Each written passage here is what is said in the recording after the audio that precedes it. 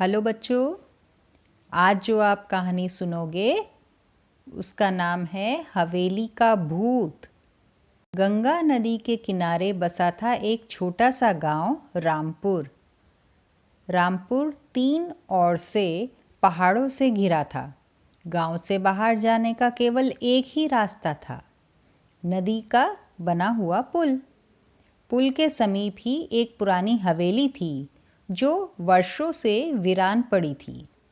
एक बार गांव का जुलाहा जुम्मन अपनी बीवी के साथ अपने भतीजे के विवाह समारोह में जा रहा था। विवाह पास के ही गांव में ही था। वहां पहुंचने के लिए पुल पार करके जाना था। रात का समय था, चारों ओर सन्नाटा था। दोनों पति पत्नी तेज तेज कदमों से पुल की ओर बढ़े जा रहे थे। तभी सन्नाटे को चीरती हुई एक आवाज़ उन दोनों के कानों में पड़ी। धम! दोनों ठिठक कर रुक गए और आसपास देखने लगे। उन्होंने पाया कि वो पुरानी हवेली के पास ही खड़े हैं, मगर वहाँ उन दोनों के अलावा दूर दूर तक कोई नहीं था। हवेली में भी पूर्ण अंधकार था। तभी हवेली में से फिर आवाज़ आई, धम! अब दोनों पति पत्नी डर के मारे थरथराकर कांपने लगे। वह उल्टे पांव ही शोर मचाते हुए दौड़े। भूत! भूत! भूत है भाई, भूत! दोनों पति पत्नी ने गांव की चौपाल पर पहुंचकर ही सांस ली। गांव वालों ने उनकी घबराहट का कारण पूछा तो उन्होंने हांफते हांफते सारी बात बताई। उनकी बात सुनकर सभी गांव वाले भी घबरा गए। कोई बोला, मैं तो अब वहाँ कभी नहीं जाऊँगा। ये सुनकर बाकी गांव वाले भी कहने लगे, हाँ हाँ, हम भी उस हवेली के पास कभी नहीं जाएंगे। बीच में गांव के मुखिया गिरधारी लाल चिंतित मुद्रा में खड़े थे। वो बोले, अगर हम वहाँ नहीं जाएंगे तो पुल तक कैसे पहुँचेंगे?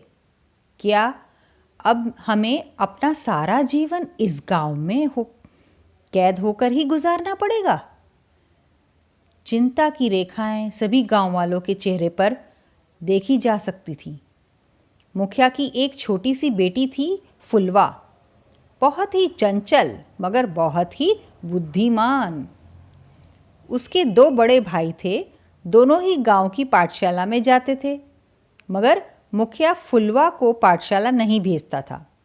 वो सोचता था लड़कियों को पढ़ाने का कोई लाभ नहीं होता, मगर फुलवा पढ़ना चाहती थी।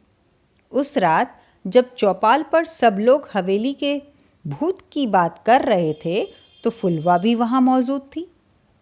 वो मुखिया से बोली, बापू, आप क्यों डर रहे हो? भूत वूत कुछ नहीं होता, ये सब मन का वहम है। कल्लू कसाई भी वहाँ खड़ा था। वो बोला, वहम है? बीते भर की छोकरी, तू क्या जाने? जुम्मन ने थोड़ा तुनक कर पूछा, अगर वहाँ भूत नहीं है तो वहाँ आवाज़ें कैसी थीं? फुलवा ने कहा, इसका पता मैं लगा लूँगी। मुखिया ने प्यार भरी निगाहों से फुलवा की ओर देखा और पूछा, और बेटी, अगर तुम पता ना लगा पाई तो? बेटी ने कहा, नहीं बापू, मुझे विश्वास है, लेकिन मेरी एक शर्त है। बापू ने पूछा, क्या शर्त? कैसी शर्त?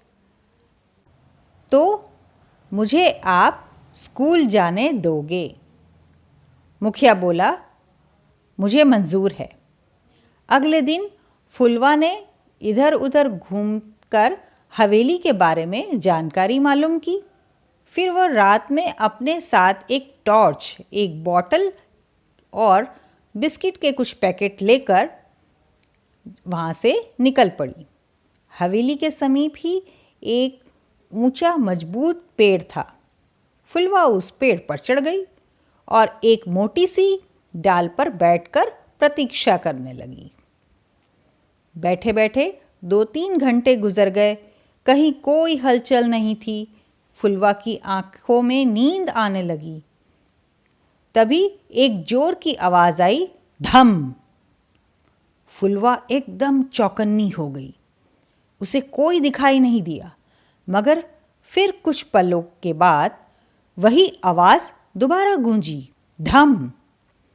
फुलवा ने देखा आवाज़ ऊपर से आ रही है। फुलवा तेजी से पेड़ पर ऊपर चढ़ने लगी। ऊपर चढ़कर उसने देखा तो सामने हवेली की छत दिखाई दे रही थी। पूर्णिमा की रात थी। पूरी छत पर चांदनी फैली हुई थी। फुलवा आंखें फाड़ फाड़ कर देखने लगी। तभी आवाज़ हुई, धम, और फुलवा जोर जोर से हंसने लगी। वो हवेली के भूत को देख चुकी थी।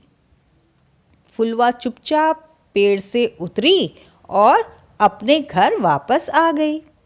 अगले दिन चौपाल लगी हुई थी। सभी लोग फुलवा को कौतूहल भरी निगाहों से देख रहे थे। फुलवा ने बोलना शुरू किया, बापू, क्या आप जानते हैं कि वो हवेली इतनी ऊंची क्यों है और वह गांव के किनारे पर क्यों है? दरअसल प्राचीन काल में ये सैनिकों का डेरा हुआ करता था।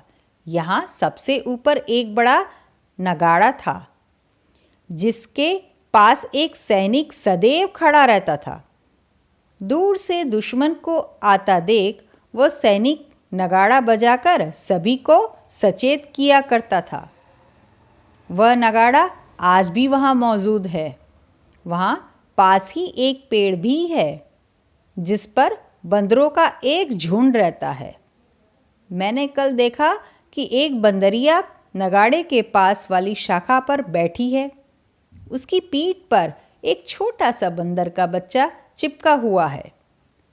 वह खेल खेल में अपनी माँ की पीठ से फिसलकर और नीचे नगाड़े के ऊपर जाकर गिरता। उसके गिरने से जोर से आवाज़ होती, जिससे वह बच्चा बहुत खुश होता। इस प्रकार बंदर के बच्चे के इस खेल को आप सबने भूत की करामात समझ लिया। सभी गांव वाले हंसे और शर्मिंदा भी थे।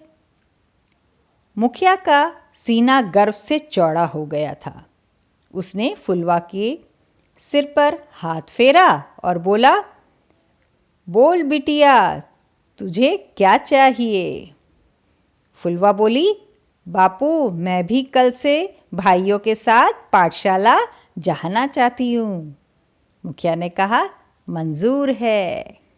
तो देख रहे हैं बच्चों, इस कहानी से हमें क्या शिक्षा मिलती है कि हमें कभी भी सुनी सुनाई बातों पर विश्वास नहीं करना चाहिए।